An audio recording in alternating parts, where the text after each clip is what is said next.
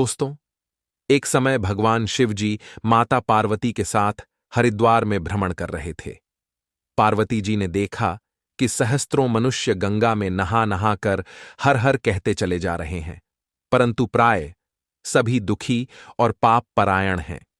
पार्वती जी ने बड़े आश्चर्य से शिव जी से पूछा कि हे देव, गंगा में इतनी बार स्नान करने पर भी इनके पाप और दुखों का नाश क्यों नहीं हुआ?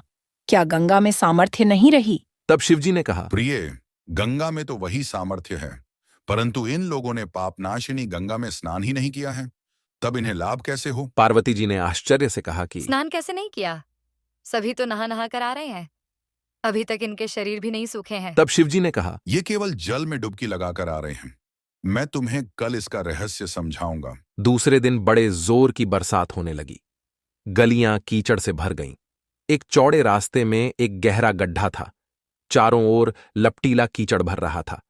शिवजी ने अपनी लीला से वृद्ध रूप धारण कर लिया और दीन विवश की तरह गड्ढे में जाकर ऐसे पड़ गए जैसे कोई मनुष्य चलता चलता गड्ढे में गिर पड़ा हो और निकलने की चेष्टा करने पर भी न निकल पा रहा हो। पार्वती जी को उन्होंने यह समझाकर गड्ढे के पास बैठा दिया कि देखो, तुम लोगों को सुना सुनाकर यूं पुकारती रहो कि मेरे वृद्ध पति अकस्मात गड्ढे में गिर पड़े हैं। कोई पुण्यात्मा इन्हें निकालकर इनके प्राण बचाए और मुंह असहाय की सहायता करे कि जब कोई गड्ढे में से मुझे निकालने को तैयार हो, तब इतना और कह देना कि भाई, मेरे पति सर्वथा निष्पाप हैं। इन्हें वहीं छुए जो स्वयं निष्पाप हो।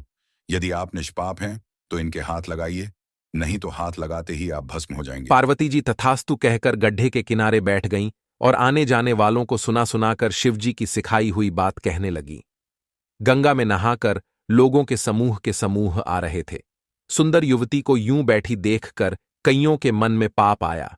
कई लोग लज्जा से डरे तो कईयों को कुछ धर्म का भय हुआ। कई कानून से डरे। कुछ लोगों ने तो पार्वती जी को यह भी सुना दिया कि मरने दे, बुढ़े को क्यों उसके लिए रोती है।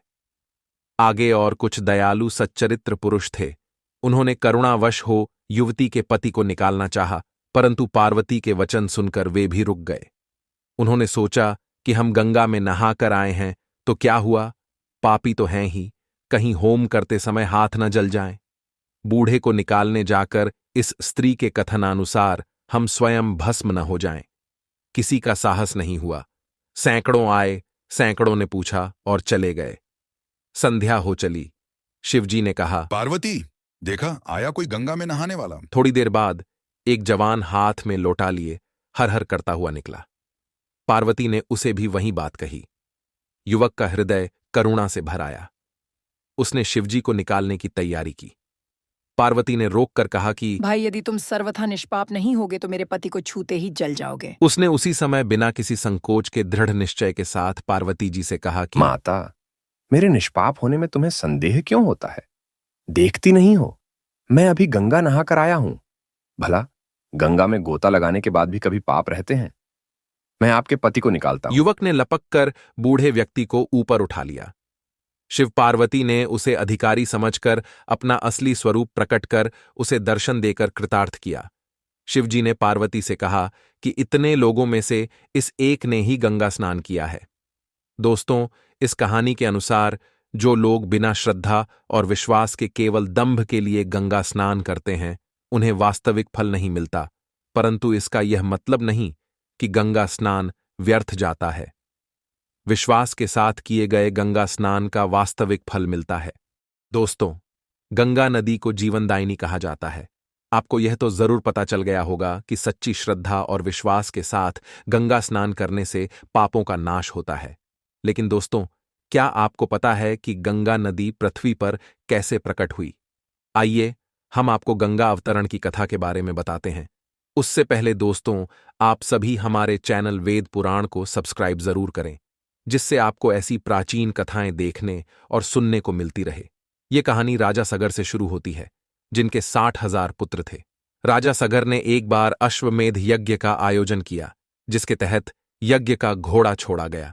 देवताओं के राजा इंद्र को लगा कि यदि राजा सगर का यज्ञ सफल हो गया तो उनका महत्व कम हो जाएगा। इसलिए उन्होंने यज्ञ के घोड़े को चुराकर महर्षि कपिल के आश्रम में छिपा दिया। राजा सगर के पुत्र घोड़े की खोज करते हुए महर्षि कपिल के आश्रम पहुंचे और उन्हें गलत समझते हुए उन पर चोरी का आरोप लगाया। महर्षि कपिल ध्यान में लीन थे, लेकिन जब उनकी आंखें खुलीं और उन्होंने यह देखा कि राजा सगर के पुत्र उन्हें अपमानित कर रहे हैं, तो उन्होंने अपने क्रोध से सभी 60,000 पुत्रों को भस्म कर दिया। जब राजा सगर को इस घटना का पता चला तो उन्हें बहुत दुख हुआ। उनके वंश का उद्धार तभी संभव था जब गंगा स्वर्ग से धरती पर आकर उनके पुत्रों की राख को स्पर्श करती और उन्हें मोक्ष प्रदान करती। राजा सगर के बाद उनके वंशजों ने गंगा को पृथ्वी पर लाने के लिए अनेक तप किए, लेकिन सफलता नहीं मिली। राजा सगर के कई पीढ़ियों के बाद राजा भागीरथ हुए। उन्होंने भी गंगा को धरती पर लाने का संकल्प लिया और कठोर तपस्या की। उन्होंने सैकड़ों वर्षों तक भगवान ब्रह्मा की तपस्या की। ब्रह्मा जी प्रसन्न होकर प्रकट हुए और राजा भागीरथ की इच्छा जानकर उन्हें आशीर्वाद दिया, लेकिन उन्होंने बताया कि गंगा का वेग इतना तीव्र है कि जब वह धरती पर गिरेगी तो उसका प्रवाह पृथ्वी को नष्ट कर देगा। इसलिए गंगा को धरती पर लाने के लिए पहले किसी को उनके वेग को नियंत्रित करना होगा। इसके लिए राजा भागीरथ को भगवान शिव की तपस्या करनी होगी। राजा भागीरथ ने भगवान शिव की तपस्या की। उनकी कठोर तपस्या से भगवान शिव प्रसन्न हुए और प्रकट होकर उनसे वरदान मांगने को कहा।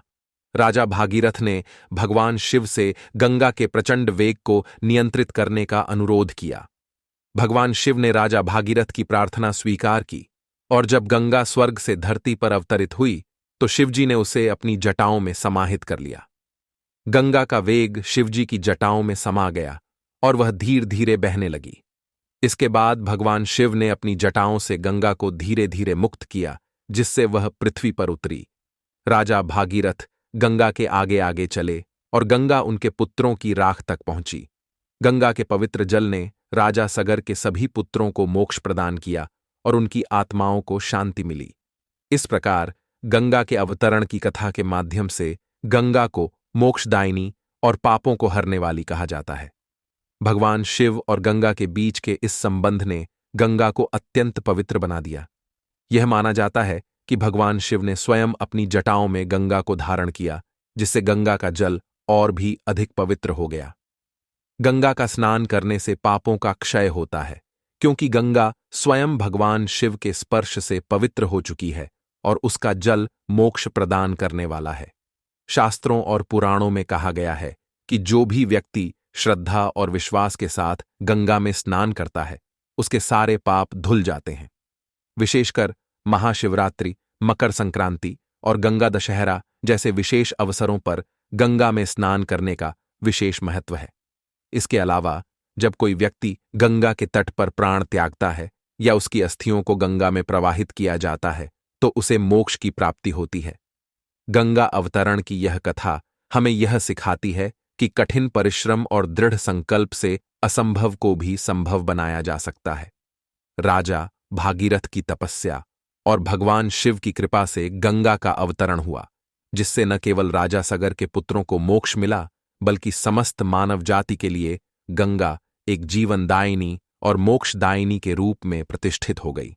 भगवान शिव का गंगा को अपनी जटाओं में धारण करना यह दर्शाता है कि महान शक्तियों को नियंत्रित करने के लिए एक संतुलन और संयम की आवश्यकता होती है। गंगा के पवित्र जल में स्नान करने की परंपरा पवित्रता, शुद्धिकरण और आध्यात्मिक उन्नति का प्रतीक है।